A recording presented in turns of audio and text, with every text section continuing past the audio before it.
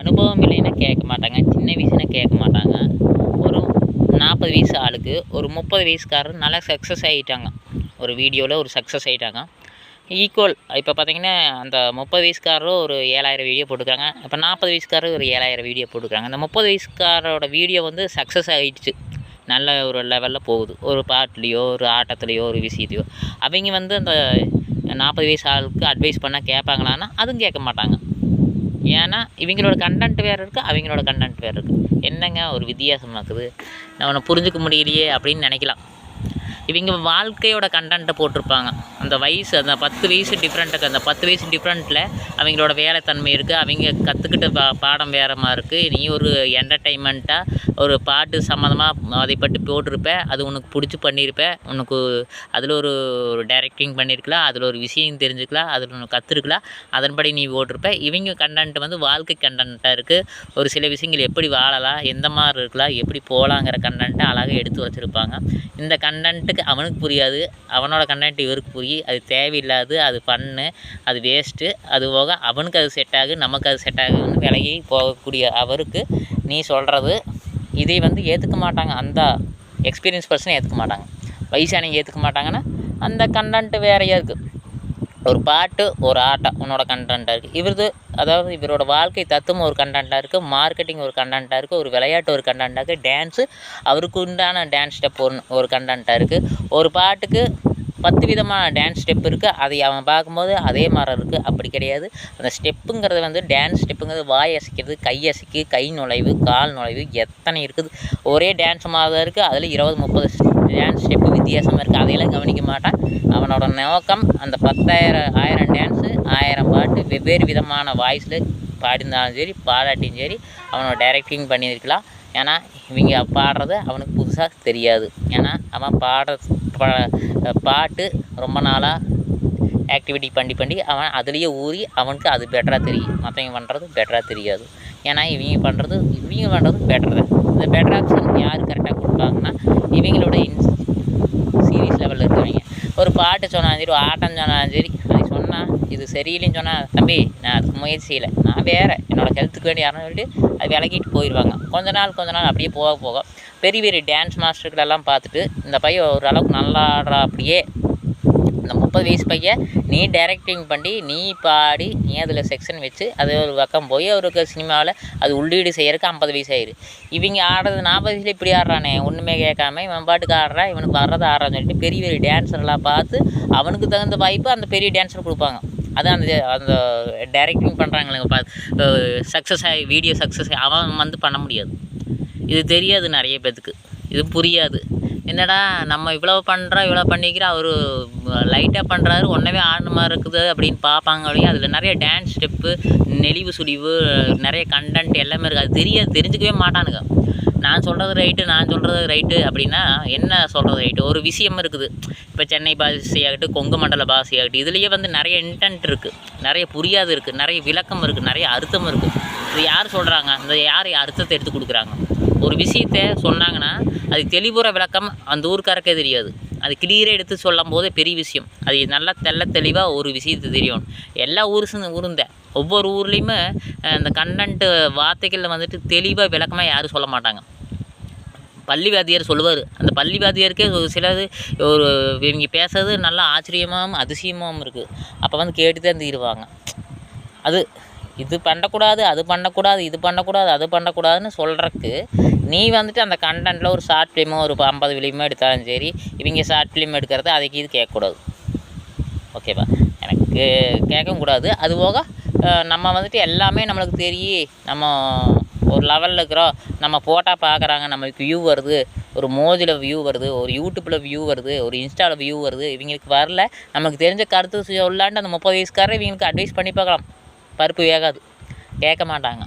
என்ன இன்டென்ட்னா இவங்களோட வாழ்க்கை தத்துவங்கிறது வேறு. இவங்க நிறையா அடிபட்டிருப்பாங்க, வேறு மாதிரி வேலையில் அடிபட்டிருப்பாங்க, அங்கே போய்ப்பாங்க, சம்பளம் கொடுத்துருக்க மாட்டாங்க, இங்கே வந்தால் சம்பளம் கொடுத்துருக்க மாட்டாங்க, அதை பண்ணுவாங்க, இதை பண்ணுவாங்க, குழந்தைய படிக்க வச்சுருப்பாங்க, குழந்தை இல்லாமல் இருந்திருக்கலாம், குழந்தைய படிக்க வச்சுருக்கலாம், இப்போ பெரிய பொண்ணுக்கு இது பார்த்துக்கலாம், ஒரு பாதுகாவலர் இருந்திருக்கலாம், அங்கேயும் இங்கேயும் போயிருக்கலாம், பாசத்தை தூவி வீசியிருப்பாங்க.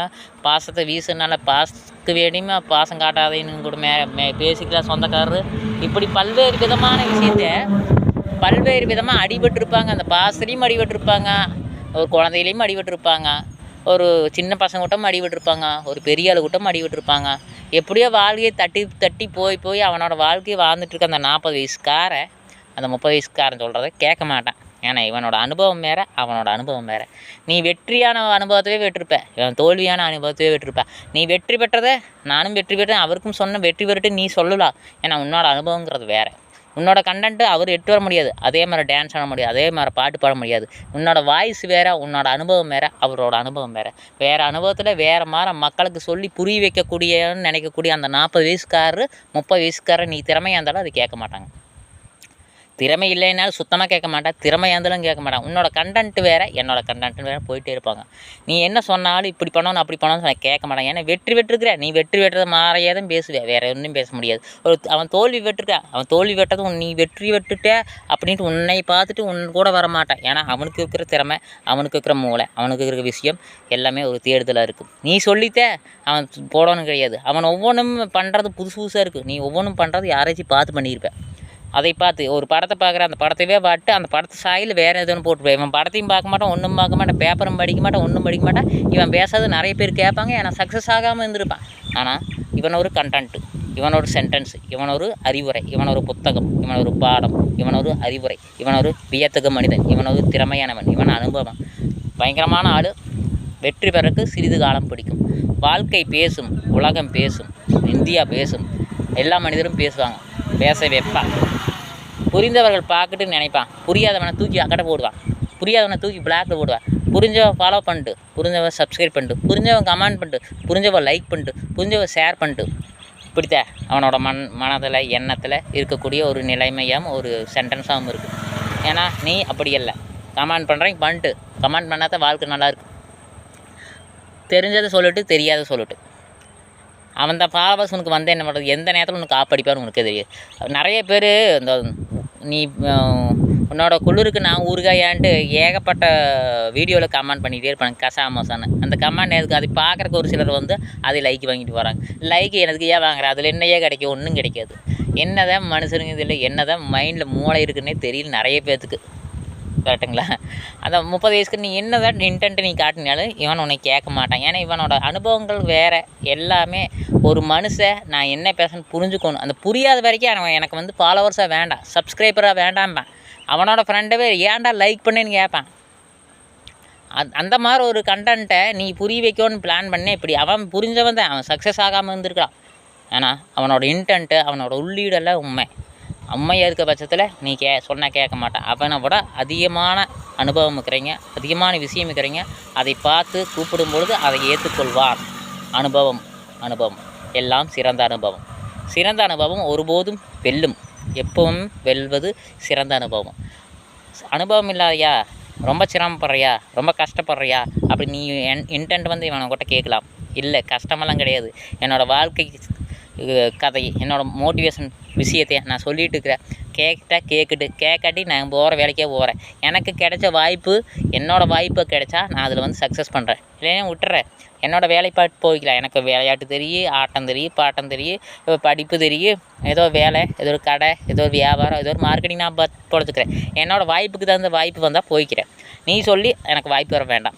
நீ சொல்கிற ஐடியா நான் செட் ஆக மாட்டேன், உனக்கு அது செட் ஆகு, எனக்கு இது செட் ஆகு. எனக்கு தேவையில்லாத விஷயம் சொல்ல மாட்டேன். என்னோடய வழி நான் பார்த்துக்கிறேன், உன்னோட வழி நீ பார்த்துக்கோ. அவ்வளோதான் கான்செப்ட். நீ வெற்றியை பெற்றுட்டு போ. எனக்கு அட்வைஸ் பண்ணுற அளவுக்கு உனக்கு திறமை இருக்குது. ஆனால் என்னோடய கண்டென்ட்டுக்கு நான் வர முடியும், என்னோடய கண்டென்ட்டுக்கு நீ வர முடியுமா, என்னோடய அனுபவம் உனக்கு தெரியுமா அப்படின்னு கேட்கும்போது அந்த 30 வயசுக்கார எவ்வளவு எக்ஸ்பீரியன்ஸ் ஆனாலும் மயங்கி கம்முனுதான் இருக்க முடியும். நீ வேறு லெவல் அனுபவமாக இருந்தாலும் அவன் கேட்க மாட்டான். இது வித்தியாசமாக இருக்குமானா இதெல்லாம் இருக்குது. ஒரு அனுபவமான அளவுக்கு இதெல்லாம் இருக்குது. இது பொறுமையாக நின்று யாராச்சும் கேட்பாங்களா? அந்த 0% வீடியோ போடுறான் அவன் கேட்க முடியுமா? ஒன்றுமே தெரியாது. வாய் மூடிட்டு பிடி வச்சுட்டு போக வேண்டியதான். கரெக்டுங்களா? பிடிச்சதை ஷேர் பண்ணுங்கள்.